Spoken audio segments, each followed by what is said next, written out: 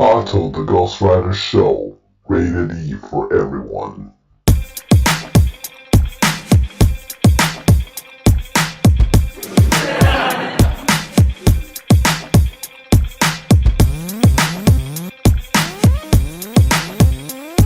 You're listening to Bato the Ghostwriter Show.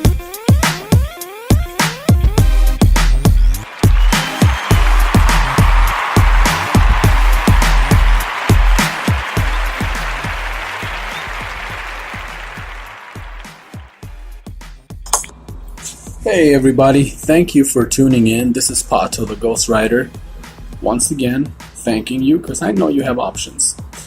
Last week I skipped the podcast because I couldn't say a word without being enraged. And I thought this week would be a little bit better, but then that incident in Indiana happened. So last week, it was Texas and Georgia. This week, Indiana. This is going to be a short podcast because it placed me in that zone where all I have right now is anger, and I really don't want to go that route, but we need to do something. It's time that we register to vote and vote people out. All these elected officials that seem to only care about aligning their pockets and not caring about our most precious resource, children. We need to vote them out. So young people, it's up to you. Register and rock that vote. Vote this mofo's out. It is what it is. It has to be done. Speaking about children, I don't know. I'm looking into this. I've been reading some articles. I want to see, get all the facts. But according to some report, 1,500 children that were taken from immigrants or migrants are missing. ICE has no clue where they went. Seriously? How the hell do you lose 1,500 kids? This world is getting uglier by the second. And writing was in the wall that horrendous November of 2016 when y'all voted that thing in. But all I'm saying is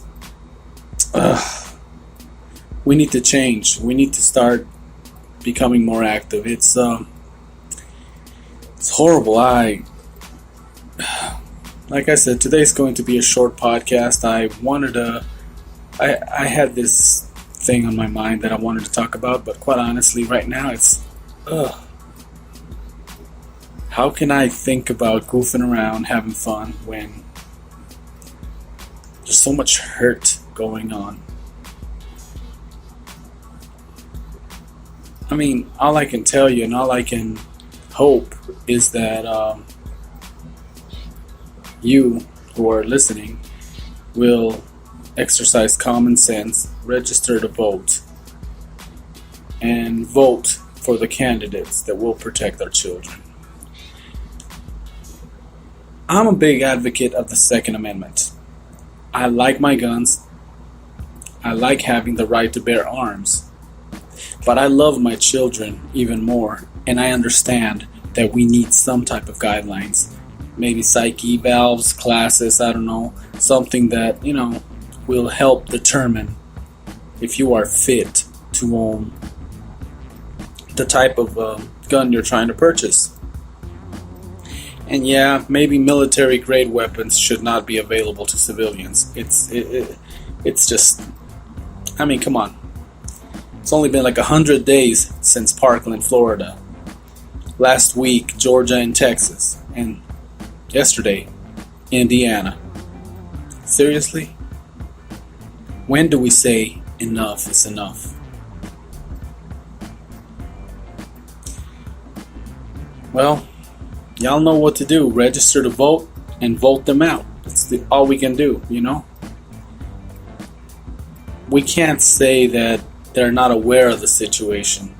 We've had too many close calls. We've had too many incidents. Vegas, San Bernardino, Florida, Georgia, Texas, Indiana. What's going on? I mean, we send our kids to school now in fear. We talk to our kids and tell them things that I never thought I would be, conversations that not once did I have to worry about when I was growing up, because I was born in the USA. I was going to school in the USA. I felt safe. And here we are in the USA, my children born in the USA, going to school in the USA. And here I am, having to have this conversation with them about being aware of their surroundings at all times. Look for exits, places to hide, just in case something bad like what's happened in Florida happens. This is where we're at right now. I wish I could talk about other stuff, but quite honestly, right now, this takes priority.